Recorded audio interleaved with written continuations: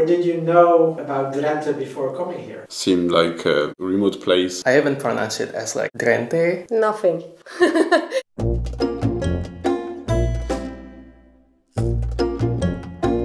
I didn't know any of the region. I knew North and South Holland, and that was pretty much it. I researched online and found out a lot about it. Those big stones, the megalytics. I knew Drenthe was a province. I can imagine Van Gogh going there. You can see the brushstrokes in the landscape.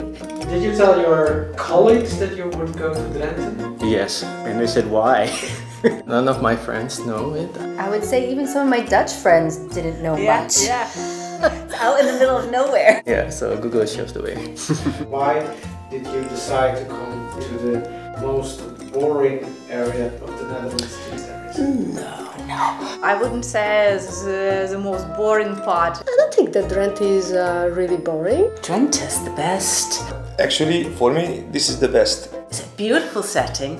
Far away from anywhere, and it looked like it was beautiful countryside. I find it actually very beautiful. I think Drenthe, it's a lovely example of the countryside of the Netherlands. The most typical word you could have to describe Drenthe is farmland. Very open, flat, endless plains of crops. You get to see the cows. I never saw ducks. I never saw swans. There are so many horses just grazing in the fields. There are so many nice lakes. Drenthe famous firstly because of the nature. The forest or the cornfield. It's typically Dutch things you can do here. There are a lot of small little towns with some nice little cultural things. You know, just small little cities with cute little cafes and terraces, and you can sit out there and have a lovely day. I'm looking forward to visiting what seems the highlight of Drenthe, which is the Klompenmuseum. Yeah. You can go to Drents Museum. It's a very nice place. And you have Orvelte as well. Orvelte, definitely. One of the Village 5 museum. new Apple museums in the world is in Orvelte. In Orvelte, wow. Yeah.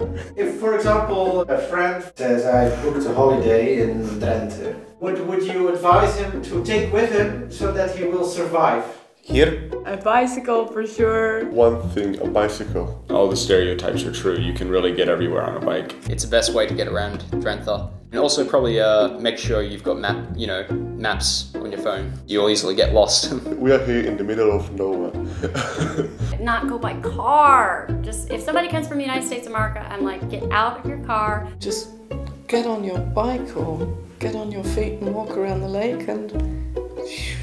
You won't be disturbed by traffic. If you live in a city, it's really a big change, but in the positive way. What kind of thing would you bring with you to survive in Drenthe? Some alcohol wouldn't hurt either. Some beer. A couple bottles of red wine.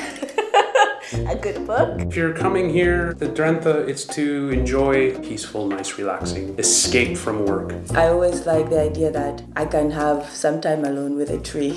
It is a different world here than it is in the western part of the Netherlands. I wouldn't want to be in a busy city. Here you don't have the distractions. I really want you to be focused on my studies. That's why I chose Drenthe. What can you tell about the people in Drenthe?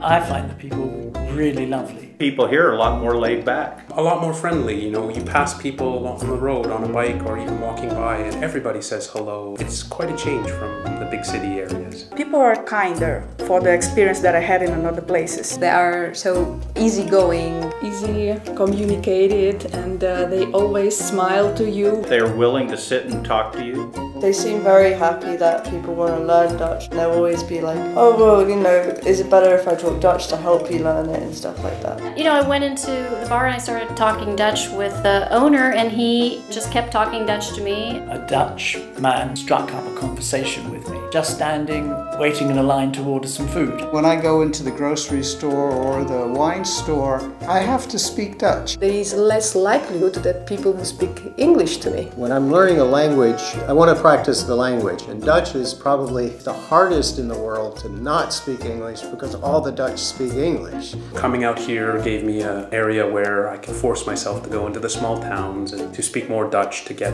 over that barrier of being scared to speak in Dutch.